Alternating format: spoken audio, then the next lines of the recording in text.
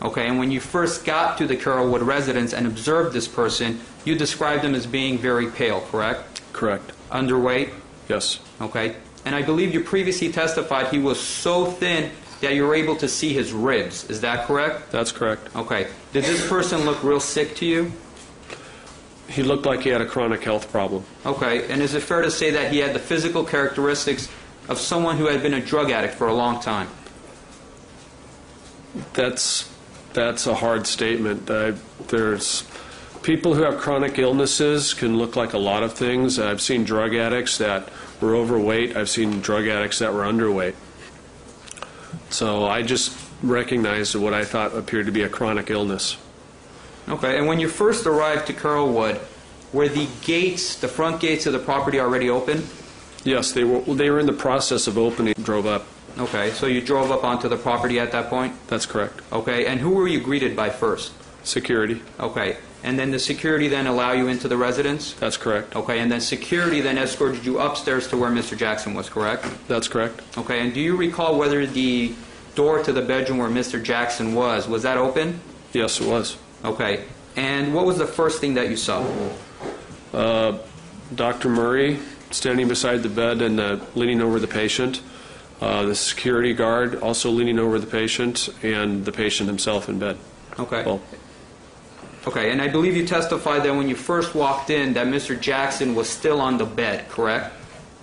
he was actually being moved, so his upper torso was still on the bed, his feet were on the floor, and they were in the process of moving him. Okay. Can I have one moment, Your Honor? Sure.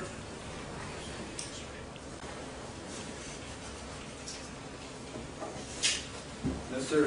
Senneff, showing you what's previously been marked as People's Exhibit 23. Can you show us where exactly Mr. Jackson was? Yes, his head would have been right here. His body was at an angle, so this margin of the mattress would have been across the middle of his back, and the feet were being lowered to the floor here. Okay, so his upper body was still on the bed, correct? Correct. Okay. And what time did you arrive at the Carrollwood residence? 12:26, I believe. Okay, and what time did you arrive upstairs by Mr. Jackson? Less than a minute. Okay, so approximately 12:27? Yes. Okay, so at 12:27, when you first entered the bedroom, Mr. Jackson was still, part of his body was still on the bed, correct? Correct. Okay, and did you notice any type of IV tubing on Mr. Jackson at that time? Yes, I did. Okay, and can you tell us what you saw? There was IV tubing connected to his left calf. Okay, and that would have been, again, at approximately 12:27, correct?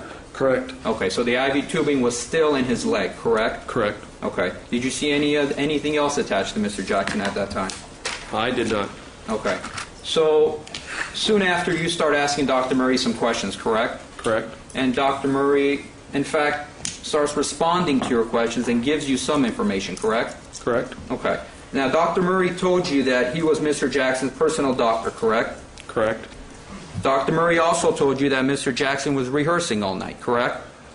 I didn't hear what he said, the first part. I heard him say 16 hours last night. Okay. And Dr. Murray also told you that he was treating Michael Jackson for exhaustion, correct? For exhaustion and dehydration, Okay. yes.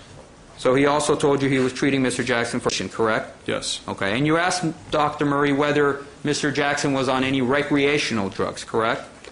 I don't remember if I asked that or not. I have. That's a common question I ask. I don't think I did ask that. Okay. Do you think it's fair that maybe somebody in your team may have asked that? It's Sustained. If there's a partial answer, it's stricken. Okay. You don't recall asking that question, correct? correct. Okay. But Dr. Murray did tell you that he gave Mr. Jackson a sedative to help him sleep, correct? Correct. And in fact, he identified that sedative as lorazepam, correct? Correct. Okay. And in fact, on the teletype that was shown to you earlier, you in fact had handwritten the word lorazepam, correct? Correct. Okay. And are you familiar with lorazepam? It's not a drug that I'm trained to use. I am familiar with it, but not in detail. Okay, but it is a drug that, in your system for an extended period of time, correct? I actually don't know what its half-life is. Okay. And can you describe the scene for us when you're asking Dr. Murray these questions? I was the first one up the stairs, so I was probably I probably had a 5-second head start on everybody else. The doctor and the security guard were moving the patient to the floor, and I'm setting down my box and asking a lot of questions. And firefighter Heron is right behind me, and we moved the patient to the foot of the bed. Okay, so there was a lot of confusion during this time, correct? There was a lot going on. Okay, and it's fair to say that Dr. Murray was busy and he was multitasking at that time? Yes. Okay, and in fact, at the preliminary hearing, when you were asked, what you thought of Conrad Murray not responding to a particular question or not responding right away, you said it's because you thought he was busy, correct?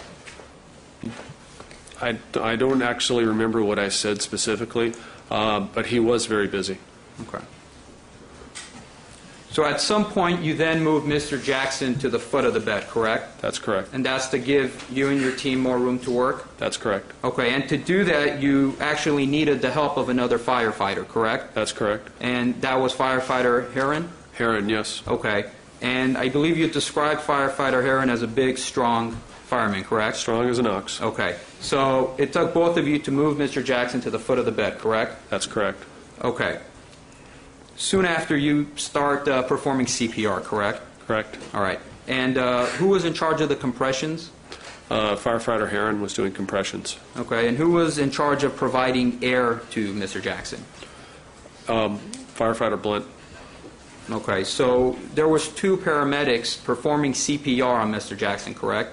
No, that's not correct. So paramedics were responsible in administering CPR to Mr. Jackson. Firefighter EMT Heron was doing the CPR. We also had Fire Captain Mills was on scene. I don't think he was doing CPR. Firefighter Blunt was ventilating and getting his intubation set up.